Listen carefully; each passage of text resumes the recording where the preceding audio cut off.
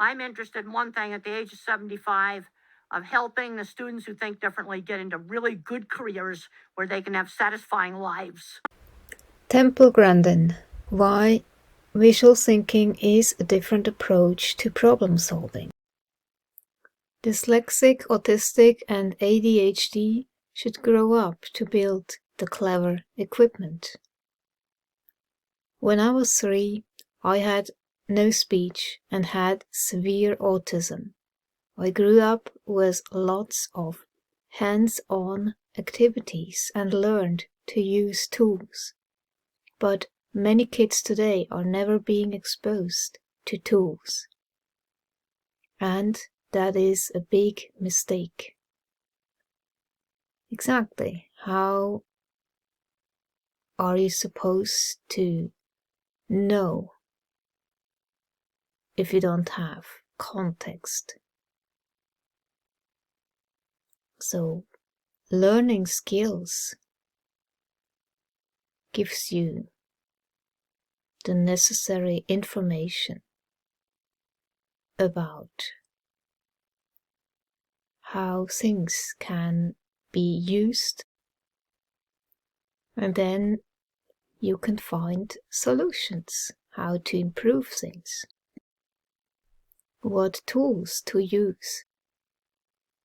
Over the courses of my career, I worked with many talented inventors and welders who were either dyslexic or very socially awkward. If they were children today, they probably would be shunted into special education with an autism, dyslexia, or ADHD attention deficit diagnosis, and likely would never get the opportunity to learn how to use tools. Today, when I attend autism meetings with parents and teachers, more often than not, I'm seeing smart kids who are ending up with disability labels, when they should be in a shop inventing things.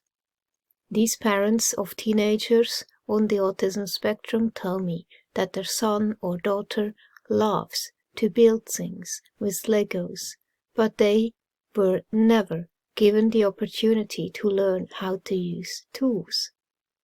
Elementary school children would be taught to use tools both creatively and safely. When I was 11, for example, I took woodshop and practiced with hammers, screwdrivers, handsaws, and pliers. It gave me the confidence to explore tools more and more as I grew up. So like this image here, it shows you what the tool does, right? So I need to know what a tool can do in order to use it. Otherwise, I don't know what to do with it. So tutorial videos, therefore, are very helpful. So you get the context, you see how a tool is handled properly, and then you can just try it yourself. It's about being confident and know how to use a tool. When I put all the bits of information together, I see the whole picture. That is the bird's eye view. You have the overall idea of something. There is no way I could design a nuclear reactor. That is a job for the mathematically inclined engineer. However, the visual thinkers would be involved in designing the safety systems. A visual thinker can see different possible ways systems can break and simple ways to protect them. Mathematically inclined engineers calculate risk, and visual thinkers can see risks. That means visual thinkers can even see the solutions to problems. The visual thinkers, similar to me, have invented and created much of the really clever equipment used today, I have observed this division of labor on every project I have worked on. There are two distinct kinds of design and engineering talent.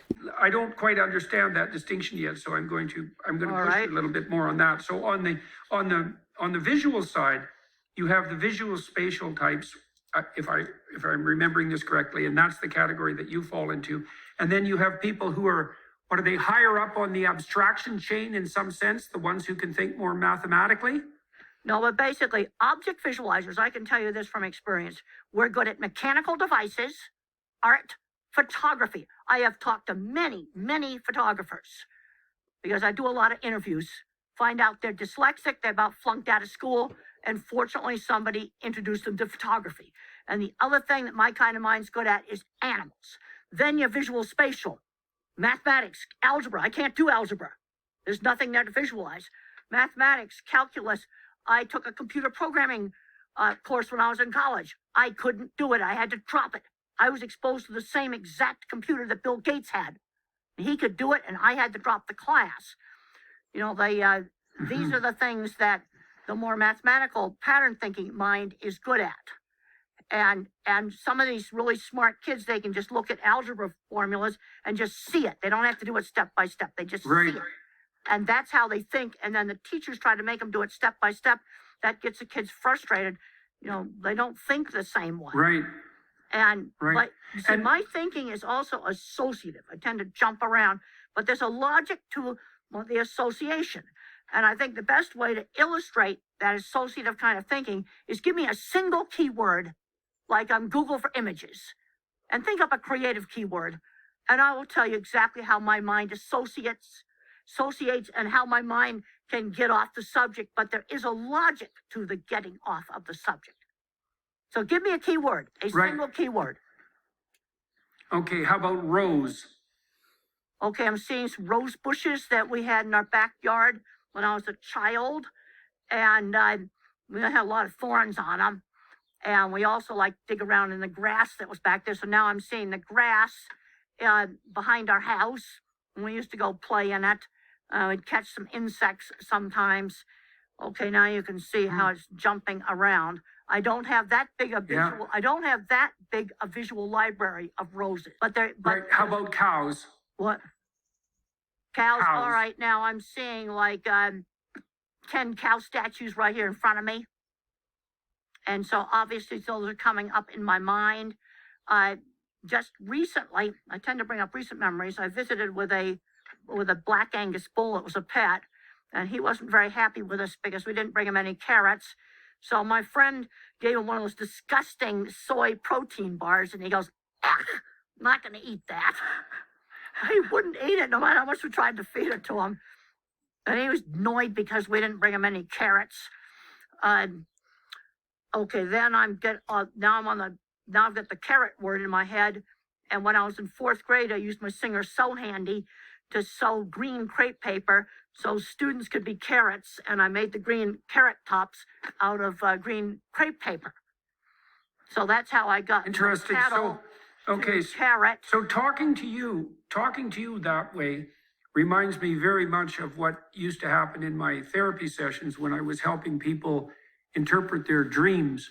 And so dreams have the same quality of thought that your thought had when you just put it on display there. So because the dream tends to be an intermingling. So imagine there's a center category, and the nature of the category is somewhat unclear. Maybe that's partly what the dream is trying to puzzle out. But what you get is a web of associations, some of which are autobiographical, that are sort of circulating around a main theme. And partly what you do when you analyze a dream is you walk through all the associated images. You also ask the person to let their mind loose to generate more associations. And then you try to use the associational web to triangulate on the central theme and to haul out the gist. And the gist of that array of images would be something like the interpretation of the dream. If you get it right, then it snaps into people. They think, oh yes, that's definitely what that was about. But Yeah, my thinking, well, the other thing with my thinking, when I'm working on design work, I can control the associations. I can control them. I've had before, there's now 3D simulations. Okay, let's say the company that's building this plant wants to show off how their equipment works. They can do a 3D simulation showing how the equipment works. I can remember sitting in a conference room when we were trying to discuss how to do some conveyors, and the other guys there were coming up with ideas for the conveyors. And I go, no, if you do that, you're going to yank the rails out of the ceiling. Oh, no, that won't work. They were almost using my mind like a 3D CAD program that was animated. And I could test run in my head on these different conveyors. The science behind different kinds of thinking. There are scientific studies that clearly show that some people are object visualizers, similar to me, and others are visual spatial pattern thinkers. Maria Koshevnikov and Olesya Blaženkova from Harvard and University of Singapore state.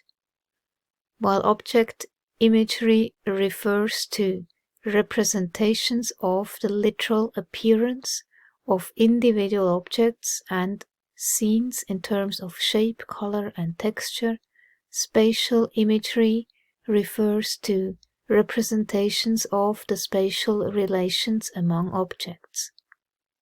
People I have talked to who are mathematical thinkers tell me they see patterns instead of photorealistic pictures. Mathematically inclined engineers are pattern thinkers. They calculate risk instead of seeing it. The different types of thinking are described in my book, The Autistic Brain. The first step in learning how to fully utilize the abilities of the different types of thinkers is to be aware of their existence. When both kinds of thinkers work on a project, their skills will complement each other. Baron Cohen talked about systematizers versus empathizers. Yeah, but what Baron Cohen also did, the case. he Yeah, left go ahead. out the object visualizers. He was looking more at the mathematical visualization pattern thinkers. I agree with him about systematizing and verbal, but object visualizers. But he didn't differentiate. He didn't differentiate the systematizers properly. That should be more. Yeah, he didn't. The systematizers would have two categories: the object visualizer and the visual spatial. And a big mistake in a lot of perceptual studies is that they're not differentiating them. And some people, there's some verbal people in psychology that don't want to believe this stuff exists. Just while you were setting up the cameras, I downloaded 6 new abstracts that aren't even in my book on this, that show that they are different. It's a different type of intelligence. And I think it's, when I worked on the book with Betsy Lerner, my super verbal co-writer who helped me organize things, and she had someone come in to fix a bunch of stuff in her house. And after we had discussed this, Betsy was telling me, well, I watched how he figured out how to fix the stones on the chimney. I had never really thought about it before, but she'd watched how he did things. And then she started to understand there's a form of intelligence there. The visual versus verbal modes of cognition map to some degree onto hemispheric specialization. Well, and the right is more oriented towards your kind, the right hemisphere is more oriented, broadly speaking, toward the kind of thinking that dominates your mind. Yeah, but broadly speaking, that's true. You know, there are exceptions to some of that stuff. But the thing that I want to talk about is right now I'm seeing too many kids that are dyslexic, autistic, or whatever. I'm ending up playing video games on a disability check when they could be photographers. I got 4-person crew here right now doing this filming, and that's an interesting career. Or they could be designing mechanical equipment, and they never get an opportunity to do photography, art, or mechanical equipment because they kind of look at them as these stupid kids. See, things that are novel are attractive when the animal can voluntarily approach. And scary if you Right, suddenly right. shove it in their face. You suddenly shove it in their face, then it's scary. Right. And so the Yeah, best well, way that's a, to introduce new things to cattle is to let them voluntarily approach it. I don't know how many times people say to me, my horse was fine at home. He went crazy at the show. Well, you've got a lot of novel stuff there, like flags, for example. So you better get your horse used to flags before you go there. And the best way to get them used to flags would be to decorate the pasture with flags and let your animal walk up and voluntarily approach them. right, right. Well, you know, that's exactly what you do in psychotherapy when you're trying to help people overcome a phobia, right? So if someone's afraid of an elevator and won't get in it, that often happens with agoraphobia.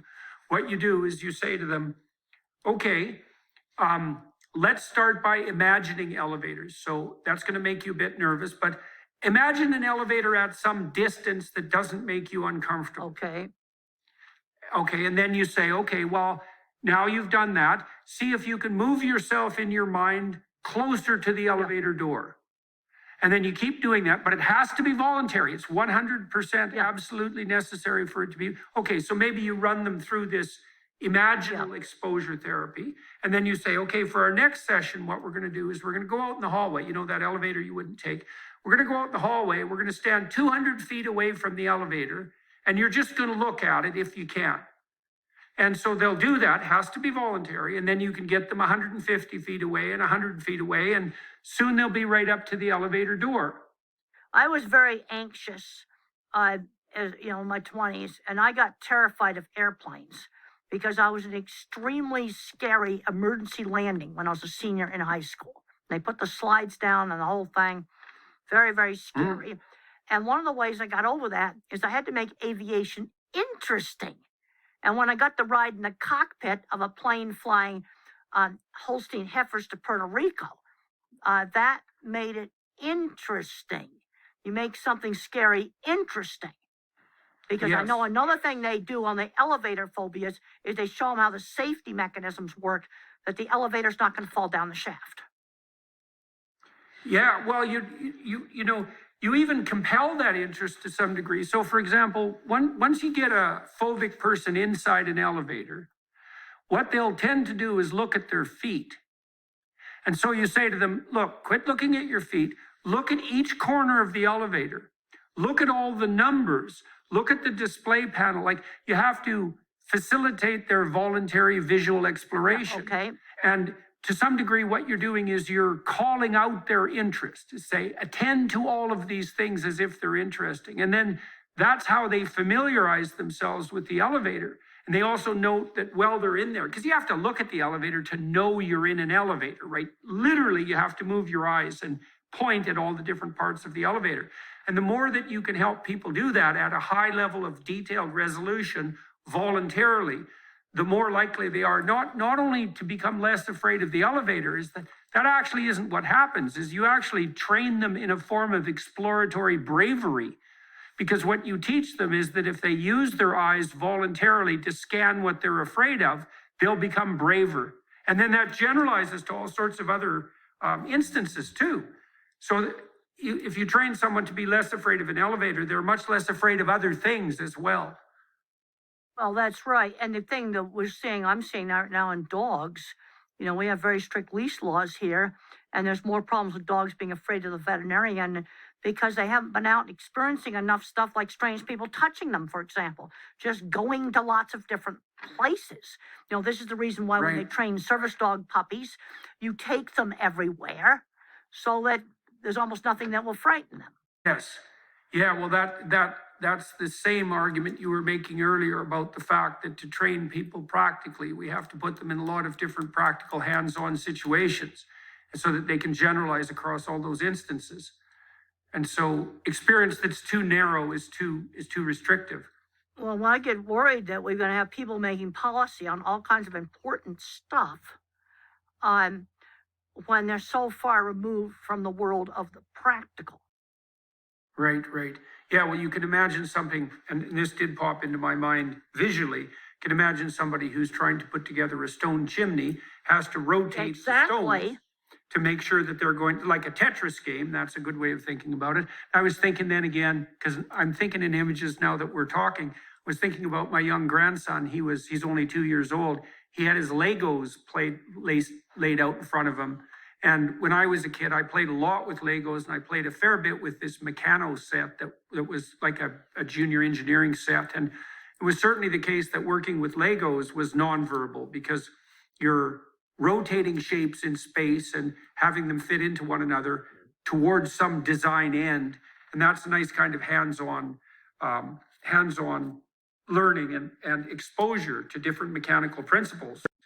And so I was introduced to tools at a very early age, and that there's a real practical utility in that too, because now if I visualize a project in my house, shelving or something like that, or any construction project of any sort, well, I can visualize the array of tools that's necessary to make that come about, and then I have the tools at hand and I know how to use them. And that is it's also, I really find that kind of work calming and engrossing.